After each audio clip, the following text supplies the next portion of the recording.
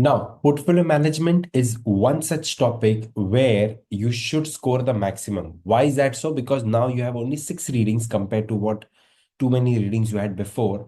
And the weightage is also relatively very high. You are going to get around 8 to 12 percentage that translates into 17, 18 questions in exam in the range of 15 to 21. So good amount of questions, not so complicated.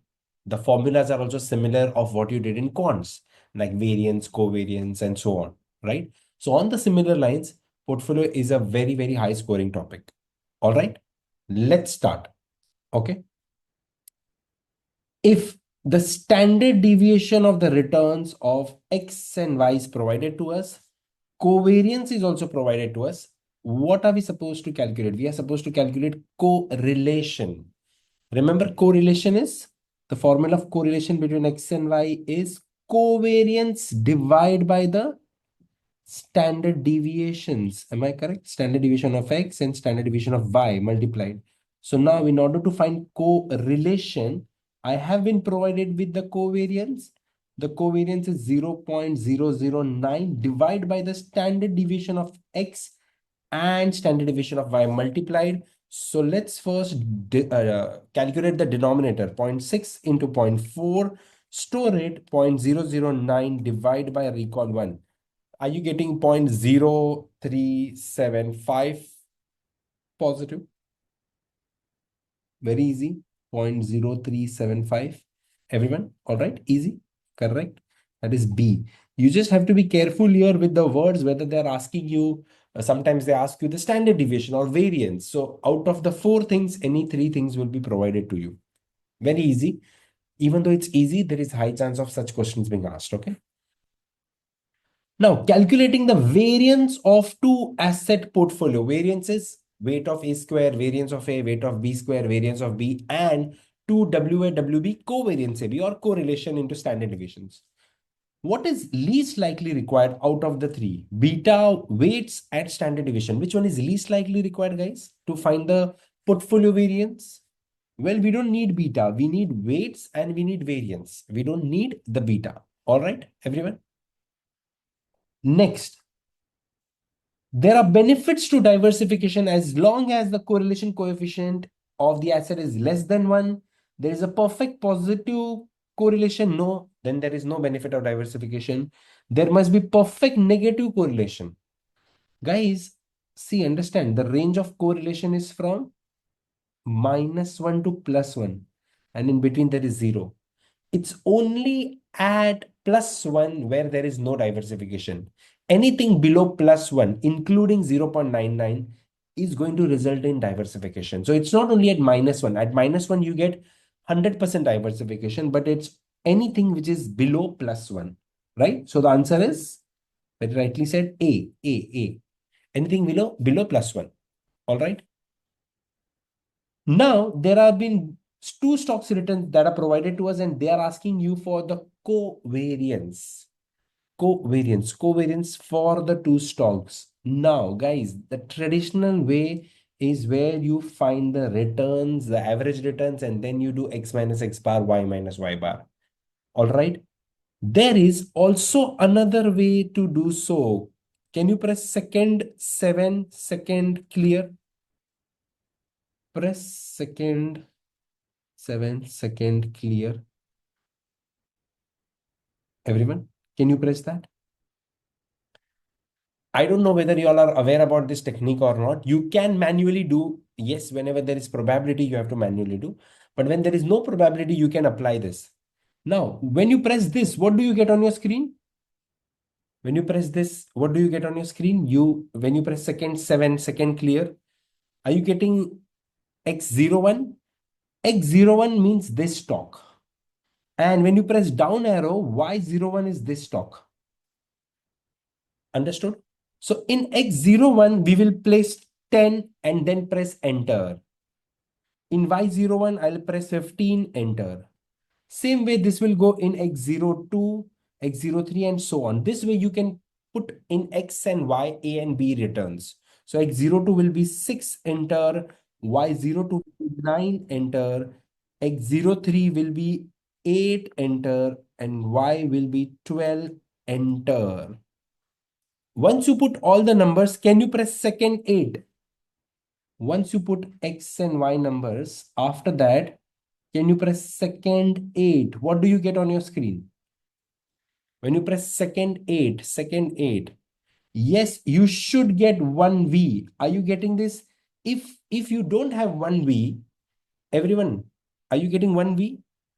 If not, then you might get lin or something else. So what you need to do, you need to keep pressing second enter, second enter, second enter until you get 1V.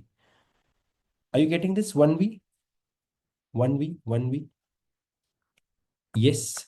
But guys, here we don't have one variable. We have two variables. How many variables do we have? We have two variables. Everyone with me? Check, check, check, check. All right. We have here two variables. Am I correct? So we don't require 1V. We actually require 1V when there is only one variable. Now what we require is lin. So when you press second enter, keep pressing it until you get lin on your calculator. Linear means 2. All right. Correct. Now, in order to calculate covariance, guys, covariance can also be derived from correlation. So please watch it here. From the correlation, how do I get the covariance? So covariance, the other formula is also correlation XY. Here I'll write AB into standard deviation of A into standard deviation of B. Everything is in sample. So you can use this also. Now, see, traditional method, you can do it. I'm showing you another method. So after lin, if you press down arrow, are you getting n as 3? Then you get x bar as 8, and then you get sample standard deviation as 2. I want you to store 2. Store 2. Sample standard deviation. Are you getting sample standard deviation as 2 sx? All right. Then go for sy. Your sy is 3. Sample standard deviation for y is 3. Are you getting it? And then when you press correlation, you will get 1 R. When you press down arrow, after A, B, you will get R as 1. All right. When you multiply all this, you should get 6. If not, it's either you have put wrong numbers or because of karma. Let me know. All the numbers you automatically get it. Your sample X, your sample Y, and correlation below A, B, and then there is R. R is correlation. The correlation should be 1. All the numbers you should get here. All right, everyone? Have you got R as 1 or not? Easy. It's easy. If you put correctly, you will get Sx as 2, Sy as 3 exact. And then below, when you press A, B, we don't require A, B, R, you will get as 1. That's your correlation. When you multiply all, you will get this answer, 6. All right. Those who knew it, great. Those who didn't knew it, this is also another way of doing it. Saving your time by putting all the numbers in the calculator. All right, everyone? Yes. Let's move on to the next one. Of the 6 attainable portfolios listed, which portfolios are not on the efficient frontier? Guys, for the portfolio to be on the efficient frontier, see, you need to evaluate from the risk return point of view. Risk return point of view. They are asking which ones are not on the efficient frontier. It's a very interesting task. You'll have to do it carefully. So you have to look at the returns and risk both. Okay. These are the portfolios. Now, between A and B, you need to check one by one. Between A and B, when you go from A to B, the returns are less and the risk is also high. The returns are relatively less in B and the risk is also high. So should I take B? No, B is inefficient. Why? Because compared to A, B is a useless stock. Its returns are also less. Its risk is also high. Then we move to C, 23, 23, 14, 18. Now see here for C, 14, and then here is 18 and 14. Now see between C and D, if you notice, D has a higher return and lower risk, isn't it? D has a higher return and lower risk. So C is also inefficient. C also gets rejected.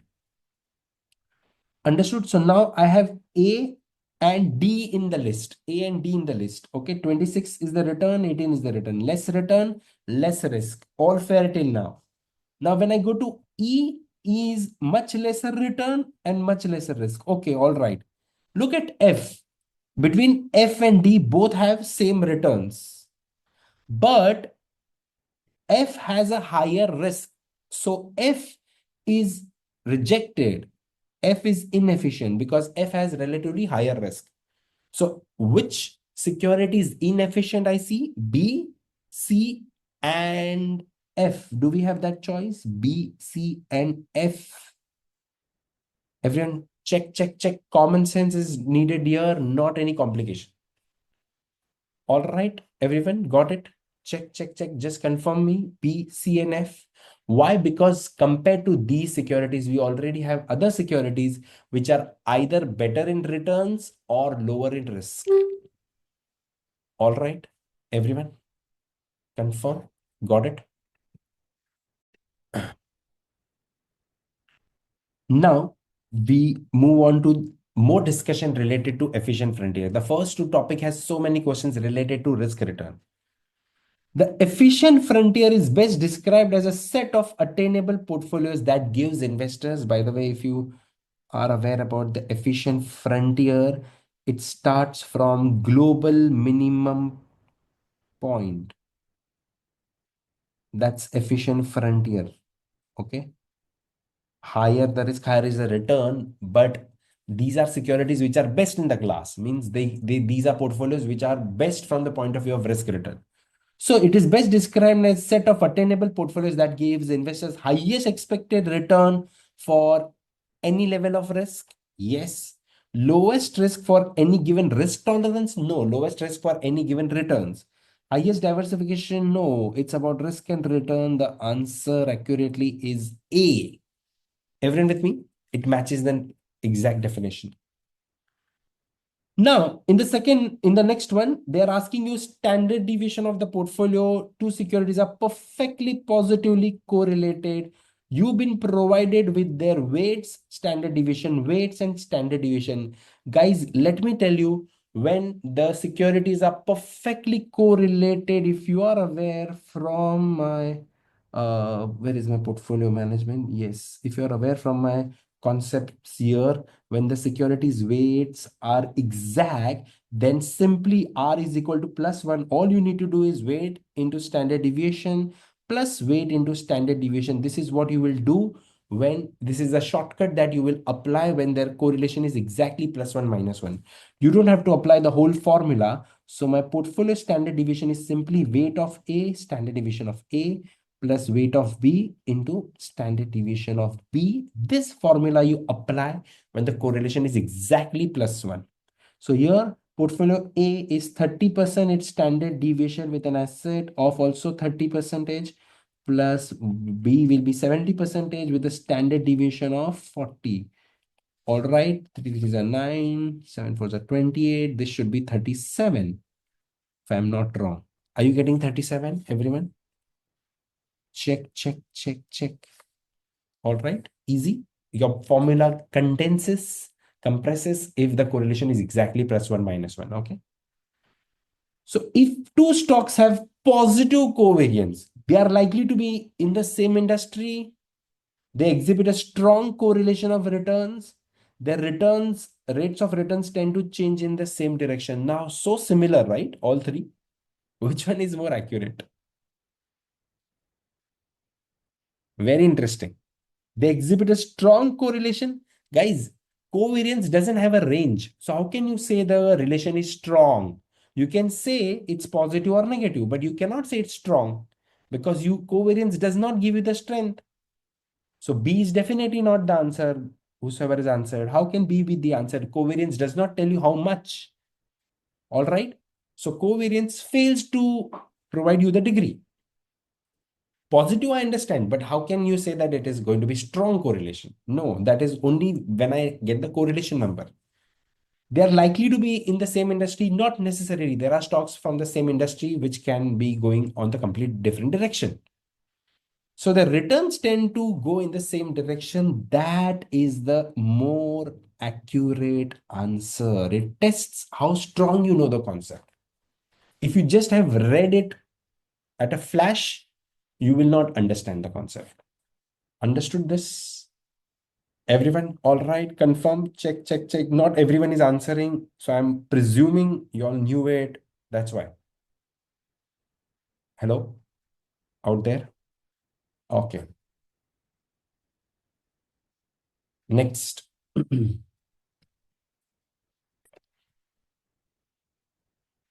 A stock has a standard deviation of 0.5 and stock B has a standard deviation of 0.3. We've got standard deviation. A, B are perfectly positively correlated. Wow. So, according to Markowitz's theory, how much should be invested in each stock to minimize the portfolio standard deviation?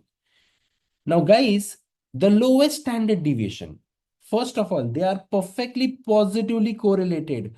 So my formula is going to be weight of A into standard deviation of A plus weight of B into standard deviation of B. Here, A has a standard deviation of 0.5 and B has 0.3.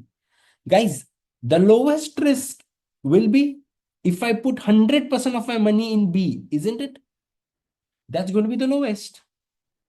Isn't it? Isn't it? What an amazing question. 100% in B. Rest all will reduce the risk, but the lowest will be when you put everything into B. Understood? Right? Very interesting. Okay. Next, about the efficient frontier. Now, this time I want you all to be proactively trying it. Investor has identified following which portfolios cannot be on the efficient frontier. You're looking for someone which should not be, okay? Portfolios, expected return and standard deviation will check one by one. There is either of the security, okay? They have said X, Z, Y, X, Z, and Y. So we'll focus on those only. X, Z, and Y, right? X, Y, and Z. We'll focus on that. Now this 18, 12, 35, okay. 10 is the return and the risk is also 10. Do I have a security better than that? Means the returns are higher and the risk is low. Well, not. So X is not in the game. Why? 14 is the return and 20 is the risk. Now, if you compare Y with W, W has lower returns and therefore lower risk is fine. But when you compare Y with Y with V, okay, with V also, Y has relatively less return and therefore less risk. Okay, so Y also does not fall into the trap here. Z's return is low and the risk is higher even compared to Y. So Z is incorrect, right? Everyone? So which one is the stock? That should not be on the efficient frontier. It should be Z. Correct, everyone? All right? Yes.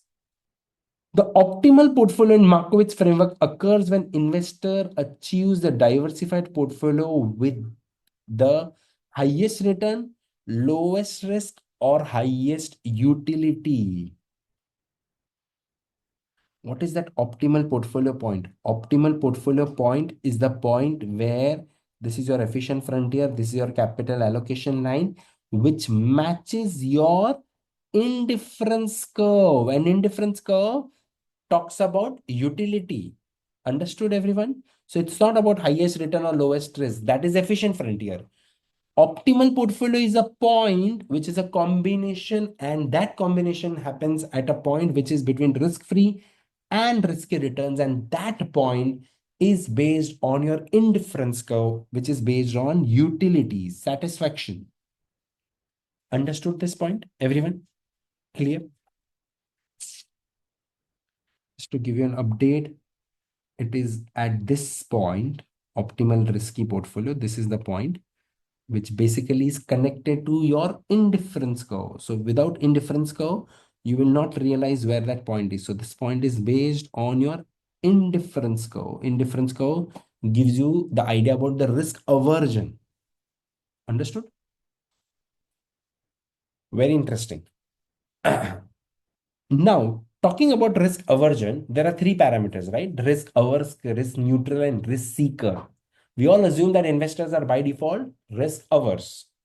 So, stock has an expected return of 4 with a standard deviation of 6. A bond has an expected return of 4, same, and a standard deviation of 7. Ironic. Maybe an emerging bond, emerging market bond. Investor who prefers to invest in the stock rather than the bond. Very easy. Investor who prefers stock is a sensible investor, right? When given a choice, when you're in having the two securities with the same returns, you will always choose the one with the lower risk. That is what risk averse investor does. For risk neutral, the risk doesn't matter. And for risk seeking guy, the one which has highest standard deviation is what he or she will choose. Understood? So the answer is definitely A. All right, everyone? Yes.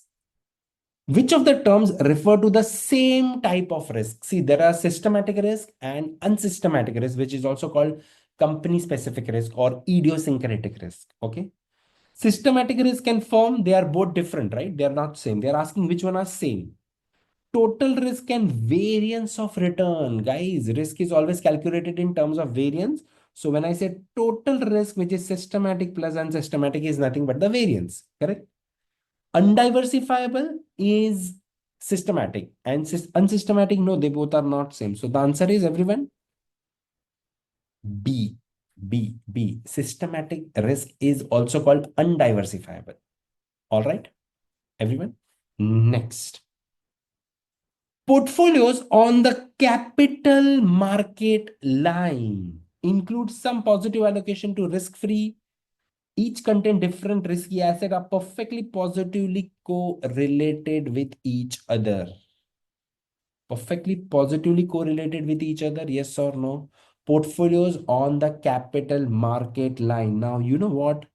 This is very interesting. Portfolios on the CML. This is going to be my capital market line where you have a market portfolio, and this is risk free.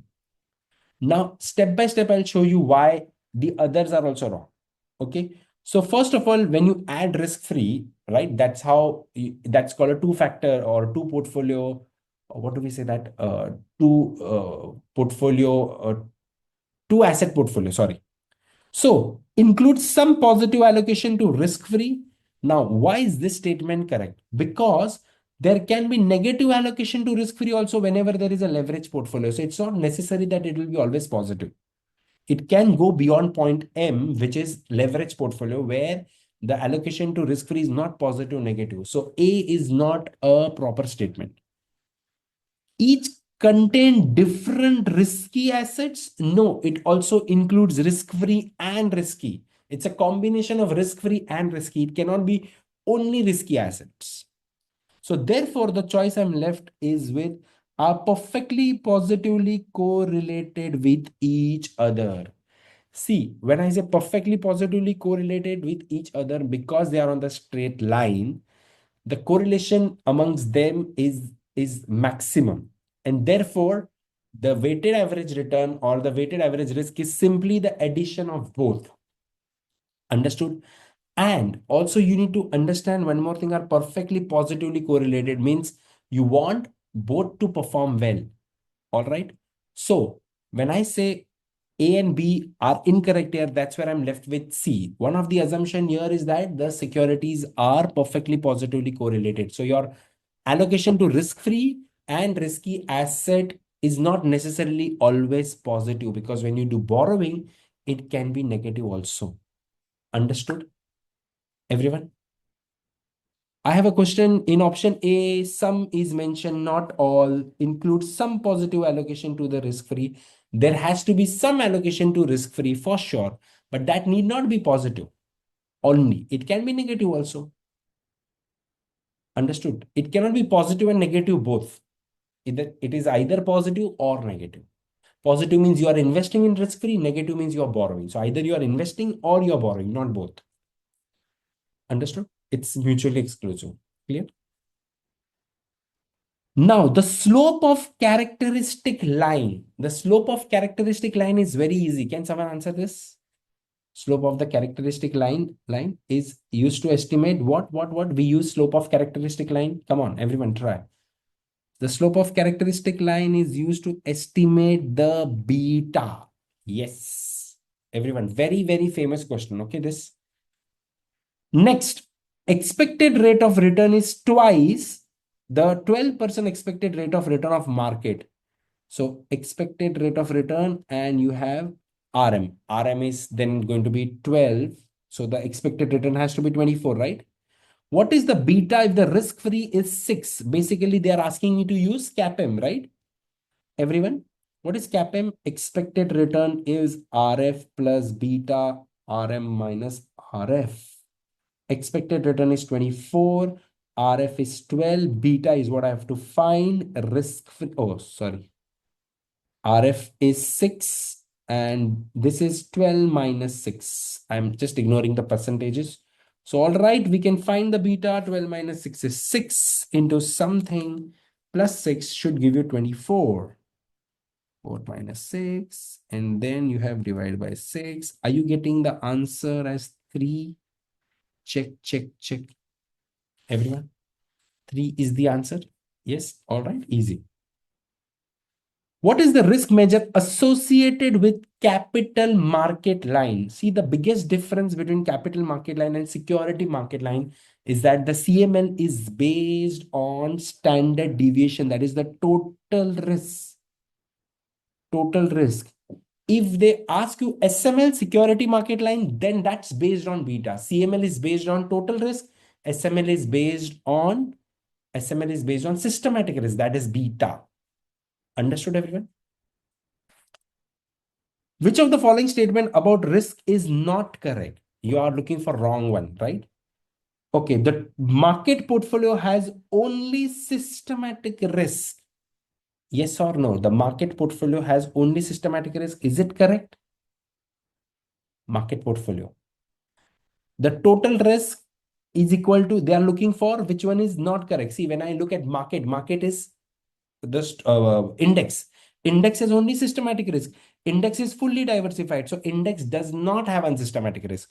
So A is a correct statement. B, total risk is systematic minus unsystematic. No, it is plus, right? So this is the incorrect part. It is plus unsystematic. Am I correct, everyone? They are looking for, you're looking for the wrong answer. All right. Next, investors sell stock M will rise from a market current price of 20 per share to a price of 26 over the next year. The company is not expected to pay dividend. The following information is risk-free, expected market return, beta. Should the investor purchase the stock? Similar to equity, right? So, first of all, we will calculate the expected return or cost of equity, which is expected return as per CAPM, that is RF plus beta into 16 minus 8. Let's find that. That is 8 into 1.7 plus 8. This should give you 21.6 percentage. All right. I've already got the answer from students. Amazing. And then the stock's return is 20 over 26. There is no dividend. So 26 divided by 20, that is going to be 30%. So guys, the stock is expected to give you 30, but you want minimum 21.6, but the stock is expected to give you more. So whenever the actual expected return is greater than expected return as per CAPM, we call the securities undervalued and we should buy. The answer is C, C, C. Everyone with me? Everyone? All right. Check, check, check. Very good. Perfect. Yes. Which of the following statement regarding Sharpe ratio? What is Sharpe ratio, guys? Sharpe ratio is portfolio return minus risk-free over standard deviation, total risk, is most accurate. The Sharpe ratio measures excess return per unit of risk, peakness of the return distribution, total return. No, it's not total return. It's excess return, extra over the risk-free. Correct? Per unit of the risk. AAA. Everyone?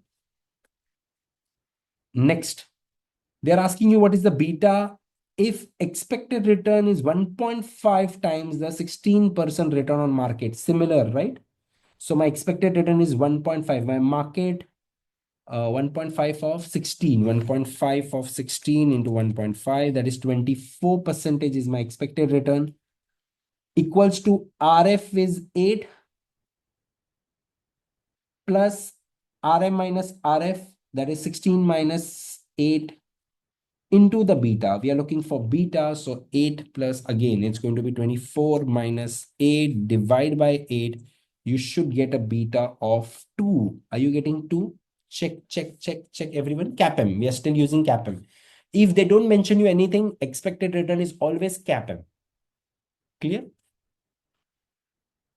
A plot of the expected return and standard deviation of each possible portfolio that combine a risky asset and risk-free asset. Now, guys, whenever you combine a risk-free asset and risky asset, what is that line called as? That line is called as, for individual, it is called as capital allocation line. And for everyone, it is called as capital market line, which is a combination of risk-free and risky asset. But they are saying the plot of that plot is a curve.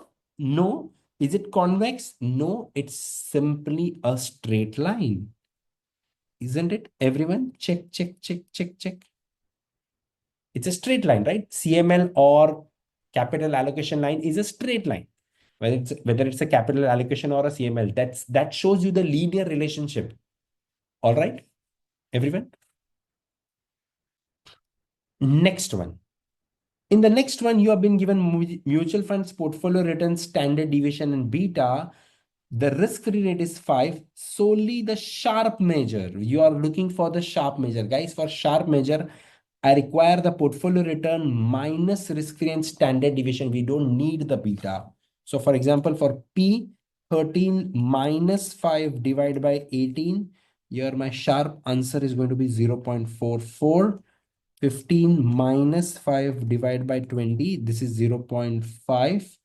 And then 18 minus 5 divided by 24, this is 0.54. The highest is what we choose. The highest is going to be here R. R is going to be the highest. Sharpe ratio, trainer ratio, higher the ratio, better it is. All right, in trainer it's beta. Sharpe doesn't have beta in the denominator. All right, check, check, check. Confirm. Right. Next, investors' wealth is approximately 50% in bond and broad-based equity, another 50%. So 50-50, right? Of the shares that she has founded. Which of the following measure of risk-adjusted return is least appropriate? Least appropriate. M square, Sharpe, or Jensen's alpha? See, first of all, is the portfolio diversified or not? When they ask you which ratio is suitable, you have to answer, is the portfolio diversified or not? Diversified or not? Is the portfolio diversified or not? Diversified or not? Everyone, come on, answer. 50% in bonds and the rest 50% in equity, which is your own company. It's a concentrated stock, isn't it? Isn't it? But I have 50% in equity and 50% in bond. If I had only in one stock, then it is not diversified. So here I have investment in both, right? Bond also and equity also. So is my portfolio diversified or not? Everyone first need to answer. Is my portfolio diversified? Put up in the chat box. I'm waiting for you. Is the portfolio diversified or not? Along with that, while you answer that, all of you answer that. Along with that, I will also require M square and Sharpe ratio are based on total risk and Jensen's alpha is based on systematic risk. Now, if the portfolio is diversified, then I need to look only at systematic risk, that is Jensen's alpha. Okay. But if it is not diversified, then I need total risk, which is M square and Sharpe. Correct. Now they are saying which of the risk measurement is least appropriate. Is my portfolio diversified in reality here? That's the question, because based on that, we will choose which measure is correct measurement. Now, guys, if all of my money is in a single stock of my own company, am I diversified? Along with that, I have bonds also, but still, am I diversified or not? That's the question. And since most of you all said no, if you're not diversified, then you should be worried about not only systematic risk, but unsystematic risk, which is total risk. And when you should be worried about total risk, then you will look at M square and Sharp, both are which are based on total risk. Here, Jensen's alpha is not a correct measurement because that's only based on systematic risk. They are looking for which one is least appropriate. Understood my explanation along with the answer, everyone? Confirm? All right. Clear? Why Jensen's alpha? Because I use the beta measurement, systematic risk measurement. When unsystematic risk is diversified, here it's not the case. Here, even if my money is half in bond and half in stock, my stock is not a diversified portfolio like index. When you put your assets, when your asset is all your equities entirely in your own company, it's called concentrated portfolio.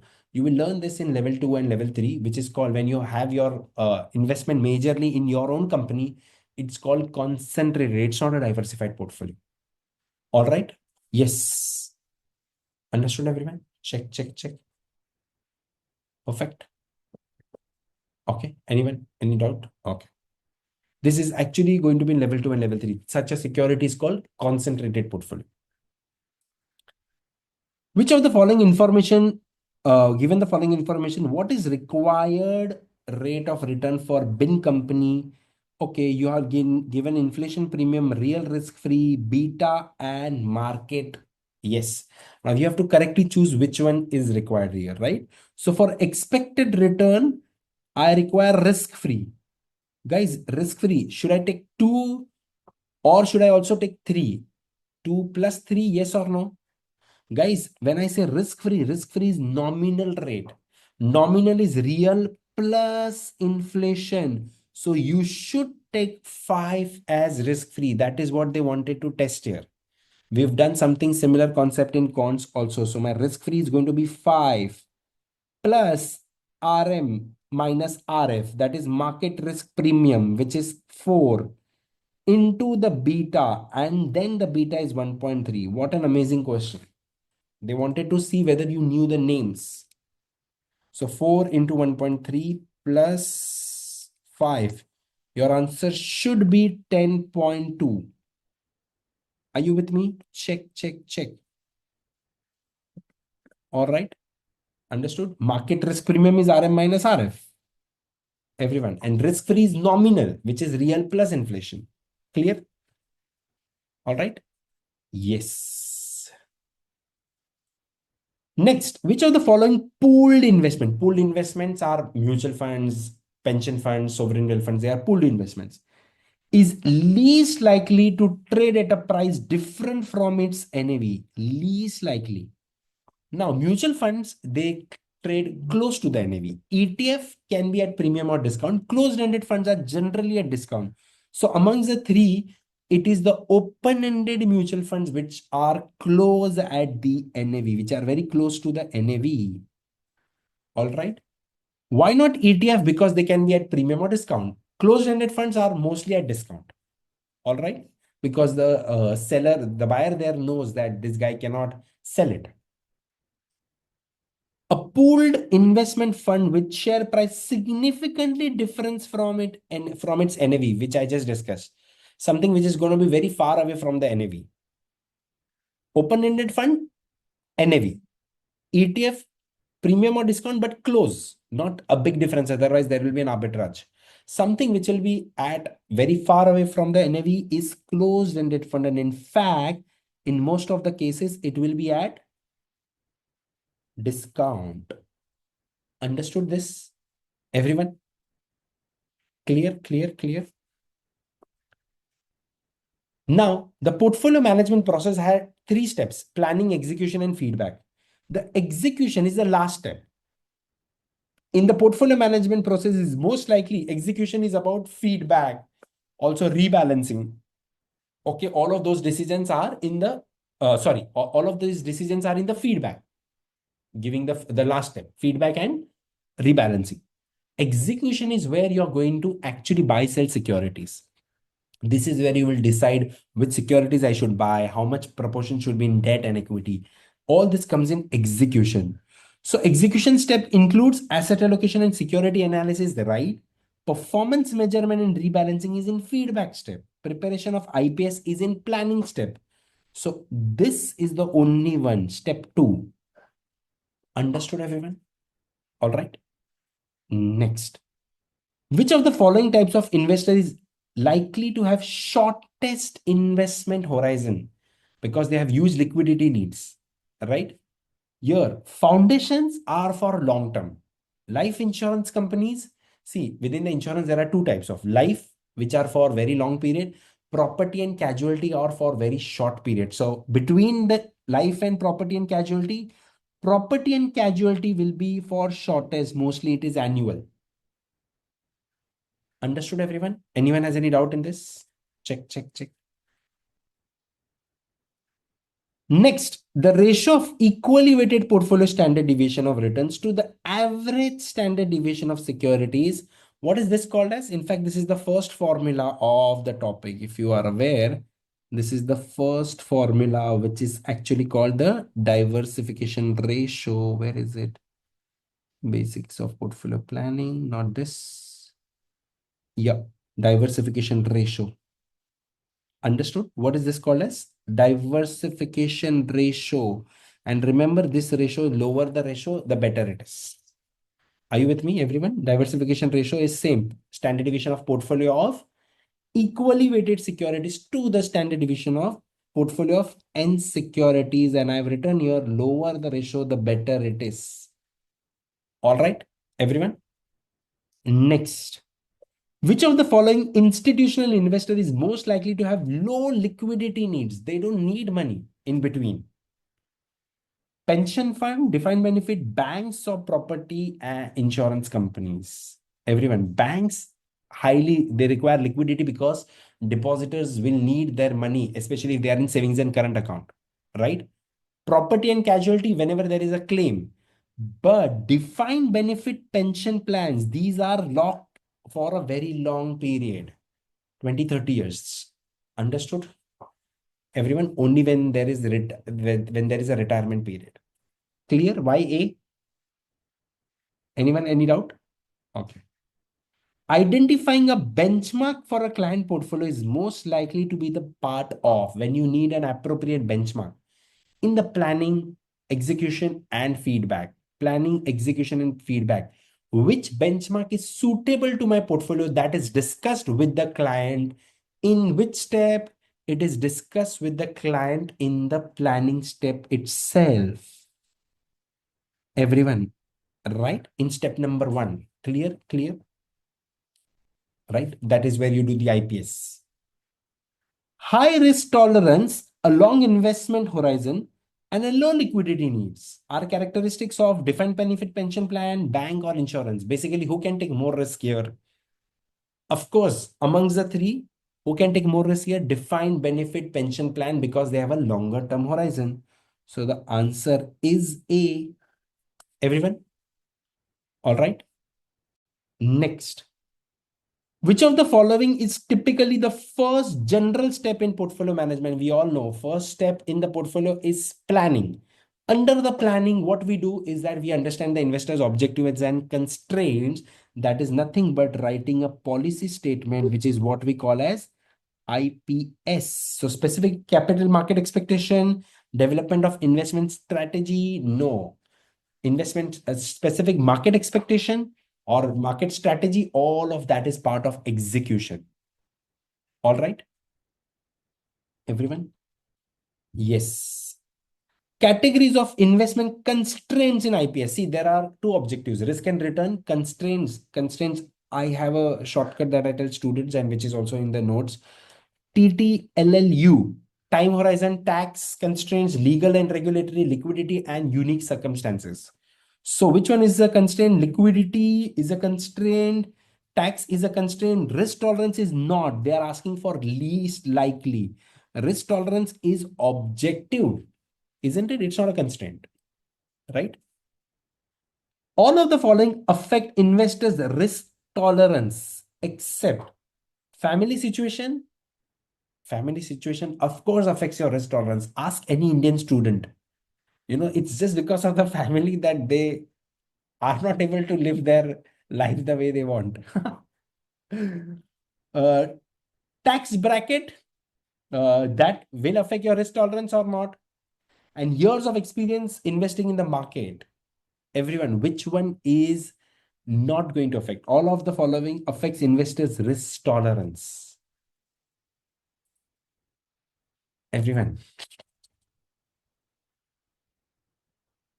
Yes, I want to know the answers. It is tax bracket.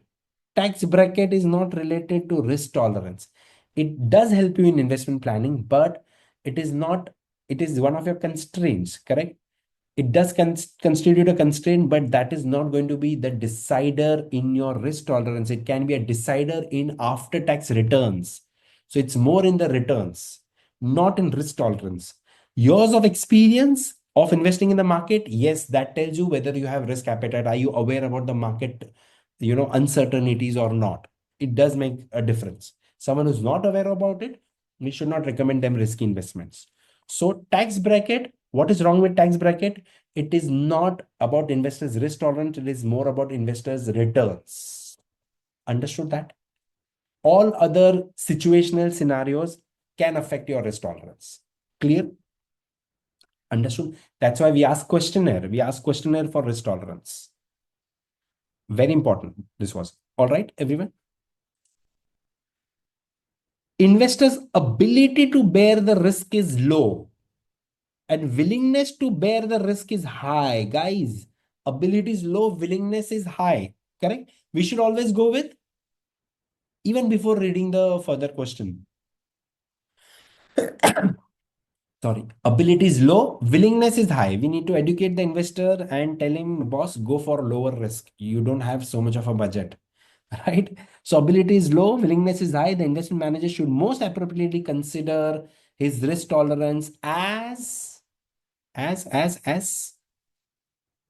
low, moderate, or high. Low. You should always go for a lower one. Everyone, right? A. Correct? An endowment is university endowment, or a charitable foundation. University endowments are generally very famous, like the Harvard.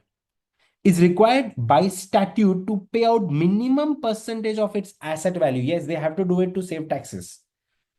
Correct? Asset value each period to its beneficiary. This investment constraint is best classified as legal and regulatory, liquidity, or unique. It's not unique circumstance, right? It's not unusual. Unique circumstance is when they have a special requirement of ESG or Sharia compliant, or ethical securities. Liquidity is when you have to withdraw the money for some specific payments. This is a compulsion. This is legal and regulatory. Something which is regulatory compulsion, that is legal and regulatory. Understood? No, why not liquidity? Because liquidity is when you might have to withdraw for, let's say, for creation of a new university or for renovation. That is a liquidity. But this is legal and regulatory compulsion. Understood, everyone? All right. Yes. Now, the next question is one of my favorite questions. When you make a portfolio, right? When developing strategic asset allocation in IPS, the correlation of returns when you're making an IPS amongst the asset class, within a specific asset class, the correlation should be within and amongst. So within an asset class, the correlation should be high, but amongst the asset class A and B, the correlation should be low. Remember, within should be high, between or amongst should be low. So amongst the asset class should be high? No. Within the asset class should be high? Yes. Within an asset class should be low? No, no. Very, very important. Very important. Okay. All right, everyone. This is, if you want, you can also mark it. It's very important.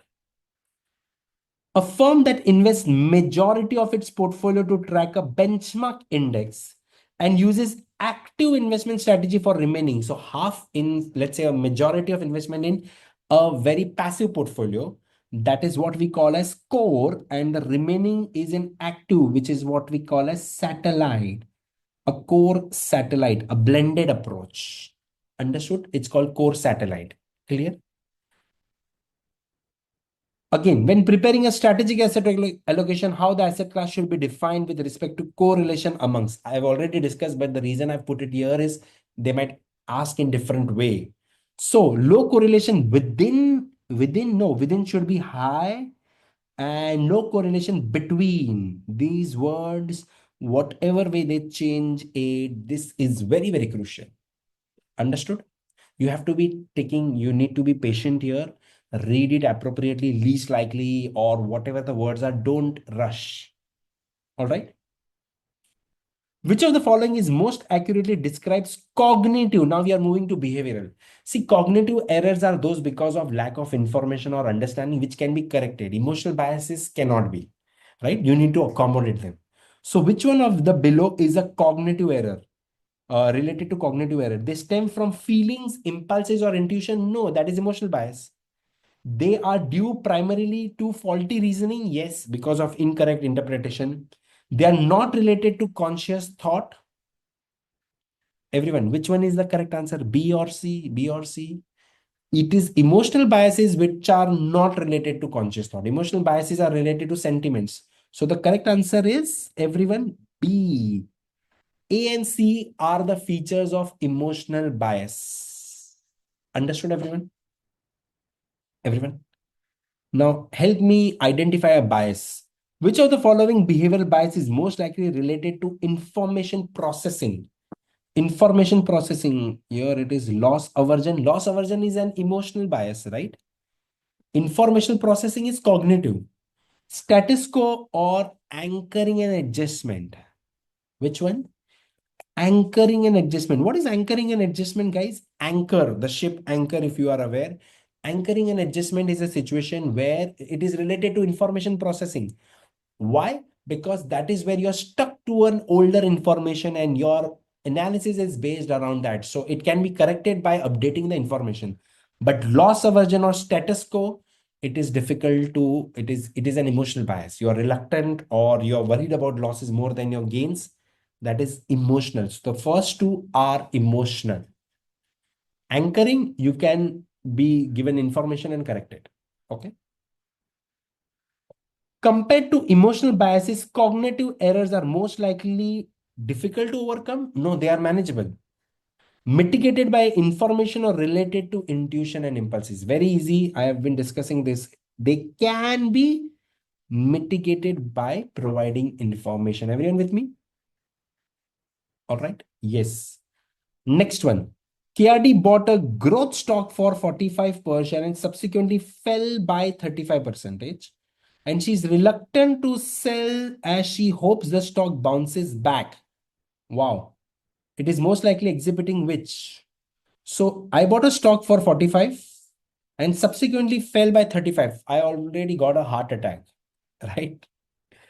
And she's reluctant to sell. Why? With the hope that no, it will recover, or let me buy more and average it out. This is the common trait. What is this called as? It is loss aversion. Understood? Where your reaction for loss is different than the gains. Everyone understood? Loss aversion is one of my favorite biases. Very, very high chance of being tested. This is my view. All right. Which of the following risk is most accurately classified as non-financial? See, financial risk are market risk, liquidity risk, and credit risk. Anything beyond that is non-financial. Everyone, liquidity, model, or credit risk? Which one is non-financial? Come on, answer. B.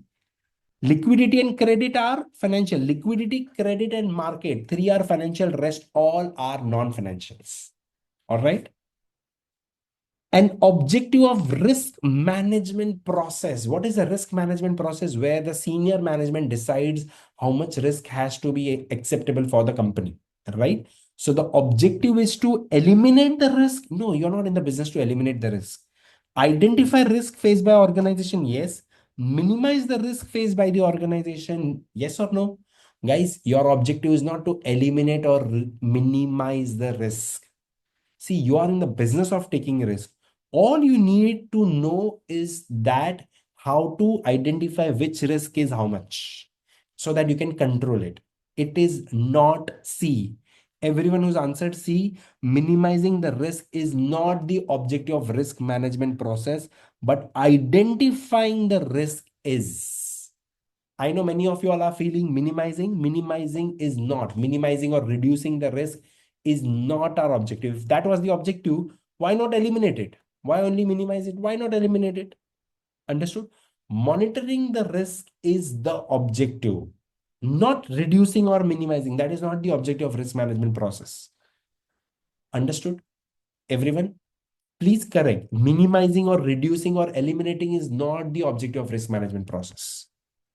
Understood? Many students answer this wrong because they think, oh, reducing the risk is what we should do, right? No, that is not the objective of risk management process. You need to be aware. It's like, you know what? You are worried about the speed. You're worried about driving. You should not drive a car. You cannot have a car and keep on reducing the speed. You need to control the speed. You need to know how much the speed is. Okay, reducing the speed or not having a speed at all, that is not the objective of driving the car. When you drive a car, it is going to be in the speed, but you need to know when to take high speed and low speed. That is the object. All right. I've seen many students answering these type of questions incorrectly. Now, there are situations where we discuss what is preventing the risk, shifting the risk, transfer the risk. One word will give you the answer. When I say buying insurance means you are going to transfer the risk on the insurance company, right? That is C. Shift means derivatives. Prevention is self-insurance. Understood? So buying insurance is a transferring of the risk. All right. Now, what is value at risk and conditional VAR? Value at risk is a downside risk. If you remember, value of risk tells you the downside risk. How much is the risk in the tail? So it gives you three things: probability, the time, and the minimum loss. Three things it gives you. Probability, let's say 5%. So we say 5% VAR.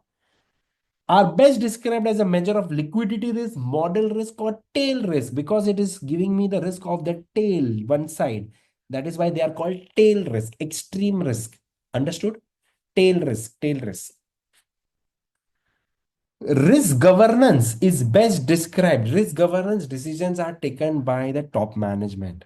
Determining an organization's risk tolerance, allocating an organization's risk on sources by considering the risk characteristics, or senior management's oversight of the organization's risk management. Which one is the correct answer here, guys? Risk governance is where the senior management is given the task to look after the organization's risk management. It flows from the top.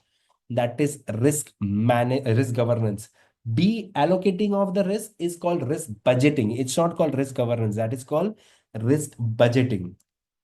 Understood? A and B are not a part of that. They are relatively related to risk budgeting. Understood, everyone? What an amazing topic of portfolio is.